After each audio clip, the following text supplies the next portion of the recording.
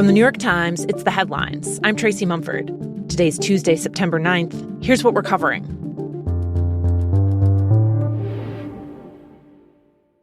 This morning in Gaza City, a flurry of paper leaflets fell from the sky with an order from the Israeli military to evacuate. It's a signal that Israel is moving forward with its full-scale invasion of the city. The order will force hundreds of thousands of people to decide whether to risk staying put or fleeing south to areas that are already overcrowded, many of which are in ruins. A military spokesman posted on social media, quote, "The Israel Defense Force is insistent on finishing Hamas and will act in Gaza City with great force," adding, "For your safety, evacuate immediately." Residents have been instructed to go to what Israel calls a humanitarian area south of the city. Earlier in the war, the military told Palestinians to go to the same general area, calling it a humanitarian zone, but still carried out airstrikes there. The United Nations has warned that further military operations in Gaza City will cause a catastrophe for civilians. More than 60,000 people have been killed in the war so far, according to the Gaza Health Ministry.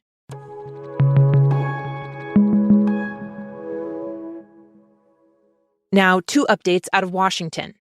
In Congress, the House Oversight Committee, which had subpoenaed the estate of Jeffrey Epstein for a batch of documents, released many of them last night. The most closely scrutinized was a note from a book created for Epstein's 50th birthday that appears to be signed by President Trump.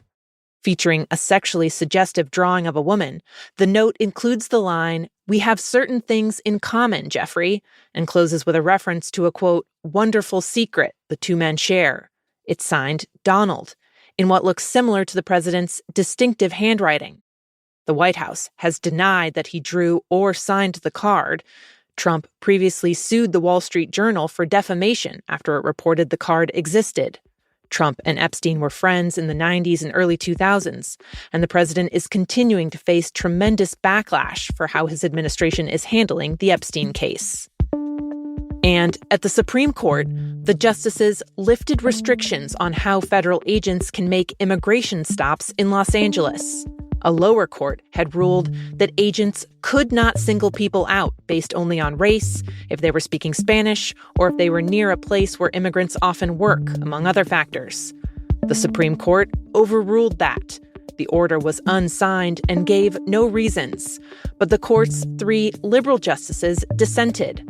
Justice Sonia Sotomayor wrote that the administration had, quote, "all but declared that all Latinos, U.S. citizens or not, who work low-wage jobs are fair game to be seized at any time."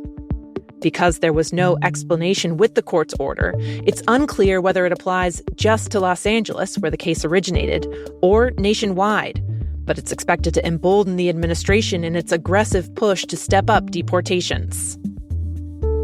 Meanwhile, in Chicago, my employees were telling me this morning that you literally went out in the morning and the streets were empty. They were empty as if people aren't going to work. And even some of my employees mentioned to me that they didn't take their kids to school, because of the fear. Residents and business owners tell the Times that some neighborhoods went eerily quiet yesterday after the Trump administration officially launched the immigration crackdown it had been promising for weeks. It's estimated that about 8% of households in Chicago are undocumented. For the moment, local officials say that the operation appears to be limited and that there has not been a surge in arrests.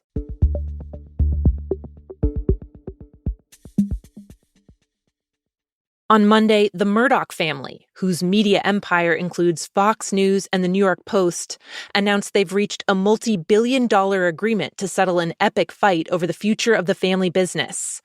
At the center of it all was the question of who will control that empire after its founder, 94-year-old Rupert Murdoch, dies. He said he wants the companies to be the, quote, "protector of the conservative voice in the English-speaking world." But in recent years, that legacy came under threat as a political rift opened between his children, some of whom are less conservative. Rupert and his son Lachlan, his chosen heir, launched a remarkable effort to try and change the terms of the family trust and effectively push out the heirs who weren't on board. That bid failed in court, but it led to the negotiated agreement that was revealed yesterday. In it, Lachlan's three oldest siblings will each get about $1 billion. In exchange, Lachlan will consolidate his control of the business, which he's expected to continue to run with a conservative bent.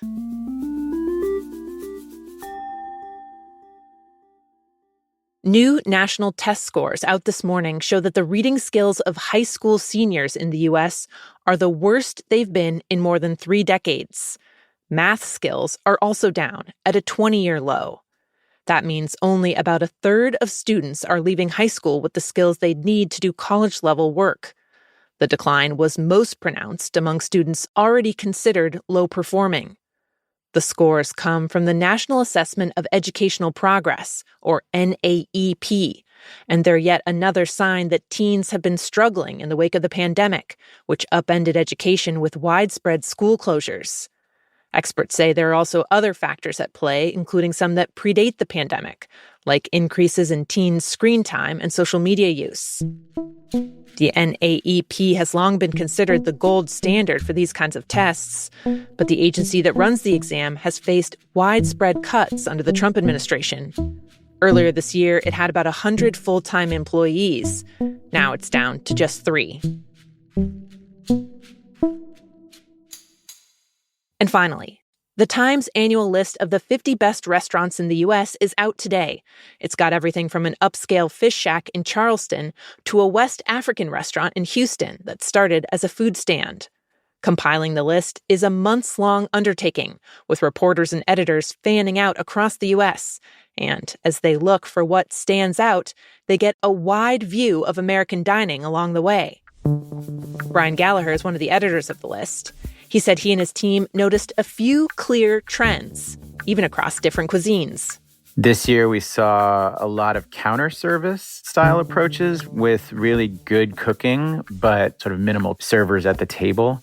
I know that's an economic model that helps a lot of restaurants cut staff costs.